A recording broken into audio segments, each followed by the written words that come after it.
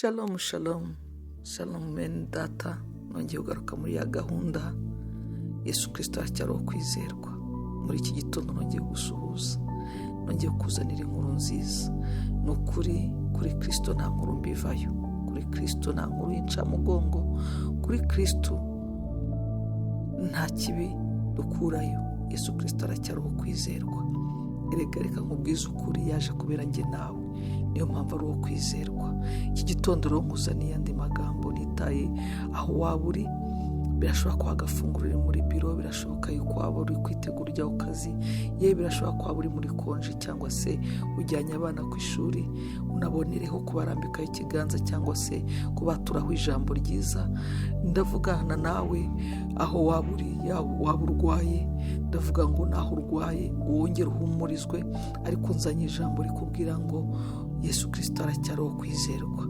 Yesaya 26:3 aravuga ngo ugushikamijeho umutima uzamurinda ab'amahoro masa, kuko akwiringiye.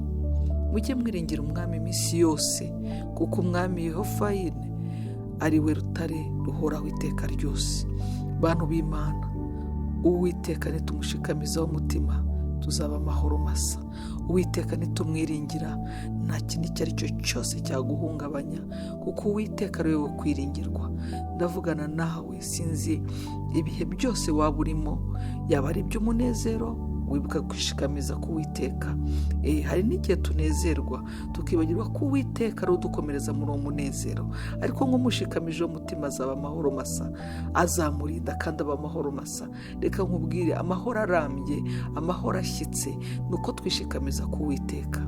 Hari igihe rero tujya no mu bihe byiza tukibagirwa yuko Uwiteka ari dukwiye kwishikamizaho. Hari n'igihe tuba turi mu bibazo tukibagirwa ko Uwiteka ari dukwiye kwishingikirizaho, ariko umushikamije umutima ngo azamurinda. Reka nkubwize ukuri, nta muntu urinda, harinda Uwiteka waturemye, harinda Uwiteka utanga umwuka, harinda Uwiteka udusubizamo umwuka iyo ugiye gushira, harinda Uwiteka we wenyine ufite kontrole ku mwuka wawe. Rero ngo umushikamije umutima uwo niwe azarinda, ntabwo azarinda aba ari bo bose, azarinda abamwemerera bakamushikamizaho umutima. Rwose wambwira ngo se abatamushikamijeho umutima bo ntibariho? Ariko byaba byiza utekereje yuko kubaho ni kimwe, ariko kubaho utamwishikamijeho, igihe kimwe icyo wishikamijeho kijya gikurwaho, igihe kimwe icyo wishikamijeho kijya kigirayo, ariko utigirayo n'umwe. Ni umwami Yesu twizeye, aracyariho kwizerwa. Ndacyafite ya nkuru ikubwira ngo aracyariho kwizerwa. Ibindi byose tujya tubishikamizaho umutima, abana beza tubashikamizaho umutima tukanyeganyezwa, imiryango myiza twayishikamijeho umutima bigeraho itagishoboye kudufasha. Erega n'iby'ubutunzi tubishikamizaho umutima hakabaho budakora. Nabonye neza rwose ko araho budakora, kuko iyo buba bukora ntabwo umuntu yakagiye mu Buhinde ngo agaruke ari umurambo. Ariko impamvu umushikamijeho umutima uwo nguwo ararindwa, kuko Yesu Kristo nta muntu umushikamijeho umutima ushobora kunyeganyezwa ngo azamurinda ngo kandi azaba amahoro masa.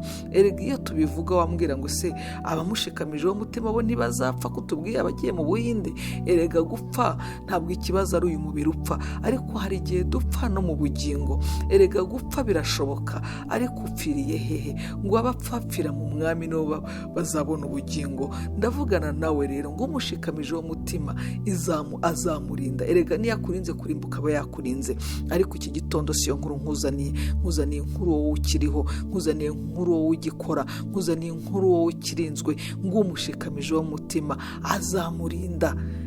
Azakurinda kujya muri rwa rwobo, azakurinda kuva ku rufatiro rwe, azakurinda, azaturindira mu mahoro, azaturindira mu mahoro, kandi ngo uzaba amahoro masa.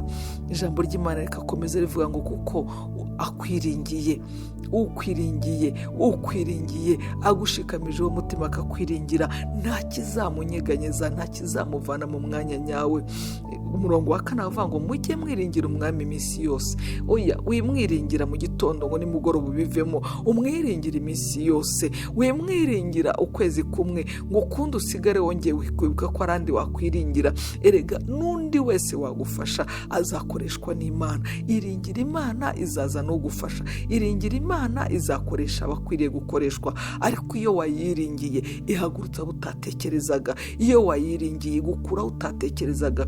ngo mujye mwiringira umwami iminsi yose, kuko umwami Yehova Yire niwe rutare ruhoraho iteka ryose. Ibindi byose ntabwo ari urutare ruhoraho, ntihazagira ukubeshya. Ibindi byose bigira garanti, ibindi byose bigira manda, ariko urutare ruhoraho ni Kristo. Urutare ruhoraho iminsi yose niwe wenyine wo kwishikamizaho. Ibintu byose bijya birangira, ibintu byose bigira iminsi. Imyenda turambara igasaza, amazu tuyabamo agasaza, ibiryo turabirya bikarangira, ariko utarangira ni Kristo. Iyo umufite uba ufite imbaraga, iyo umufite urakomezwa, iyo umufite ntagira ikikunyeganyeza. Reka nkubwire, mushikamizeho umutima, mwemerere. Nkunda kubabwira ngo umwemerere, kuko ntajya gufata ku ngufu. Yaguhaye amahitamo yo guhitamo ikibi n'ikiza.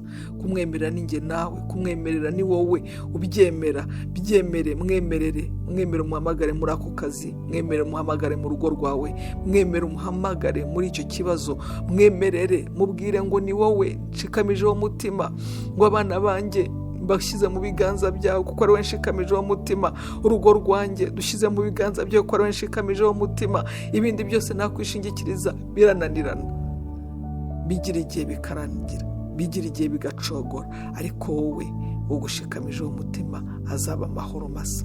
Nakuzaniye inkuru ivuga ngo Yesu Kristo aracyariho kwizerwa, kuko umushikamijeho umutima azamurinda ndetse ngo abe amahoro masa. Ikirenze kuri icyo ngo niwe rutare, niwe rutare, niwe rutare ruhoraho, niwe rutare ruhoraho. Mushikamize umutima.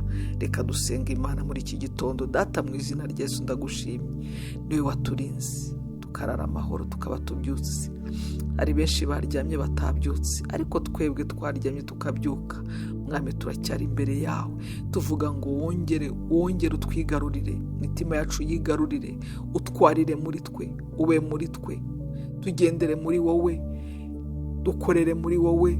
Aho turi mu kazi uturinde, abana bacu barindire mu mashuri, abari mu mago barinde, amago yacu yarinde, abo twashakanye ubarinde, ubuntu bwawe budutwikire, imiryango yacu irindirwe muri wowe, imbabazi zawe zitubeho.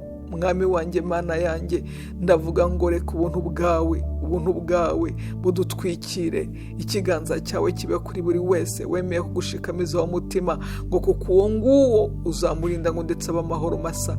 Ugwiza amahoro mu mitima yacu, ugwiza amahoro mu mitima yacu, mu mirimo dukora. Amahoro yawe ntakatuvemo, amahoro yawe ntakatujye kure, amahoro yawe niyaduha gutuza tukaguma muri wowe. Mana, ndavuga ngo usuka amahoro yawe, reka umwuka w'amahoro ube muri twe, kugirirwa neza n'imbabazi byome kuri buri muntu. Icyubahiro n'inyigarure mu izina rya Yesu. Shalom shalom, umunsi mwiza kuri twese.